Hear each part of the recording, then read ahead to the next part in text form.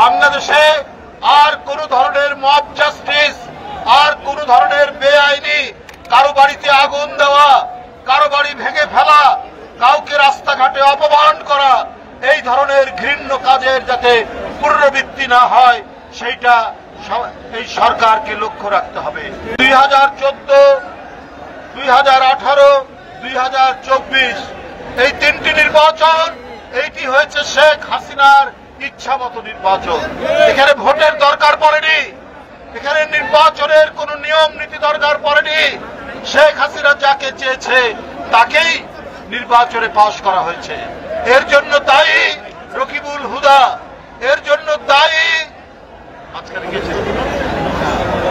আউয়াল, হাবিবুল আউয়াল পরে, এবং আরেকজন KM হুদা।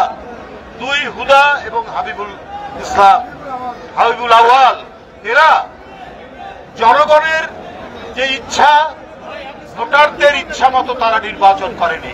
তারা শেখ হাসিনার আনন্দ লাভের জন্য, শেখ হাসিনার ইচ্ছা পূরণ করতে গিয়ে নির্বাচন করেছে।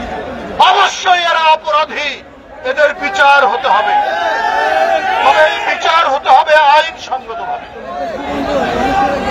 বিচারের যিনি আসামি সেও নিরাপত্তার সাথে আপনার বিচারালয়ে আদালতে হাজির হবে, কিন্তু বিচারের আদালতের প্রাঙ্গণে কাউকে দিন ছুঁড়ে মারা হবে, কাউকে জুতা নিক্ষেপ করা হবে, এবং বাড়িতে লোকজন গিয়ে তাকে টেনে হিঁচড়ে বের করবে, এইটা বিএনপি কখনোই পছন্দ করে না।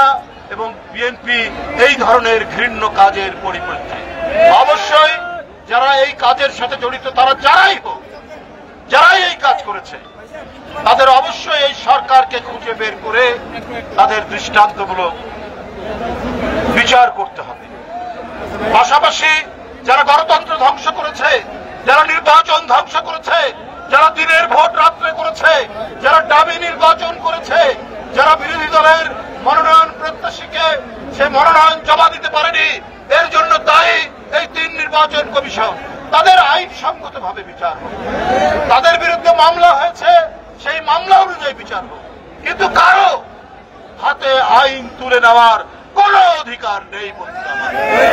তাই বন্ধুরা আমার, এই ধরনের ঘটনার পুনরাবৃত্তি আমি অন্তর্বর্তীকালীন সরকারকে বলতে চাই, আদালত প্রাঙ্গণে পুলিশ দাঁড়িয়ে থাকে নীরব ভাবে, সেখানে কি করে একজন আসামির উপর আক্রমণ হতে পারে?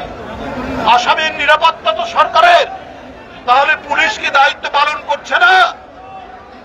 পুলিশের মধ্যে কি দোসররা আছে যাতে ডক্টর ইউনূস সাহেবের সরকারের বদনাম হয়? এই কাজ করছে। আপনারা দ্রুত এই বিষয়ে ব্যবস্থা নিন। আবার মহামারীর প্রাদুর্ভাব দেখা দিয়েছে।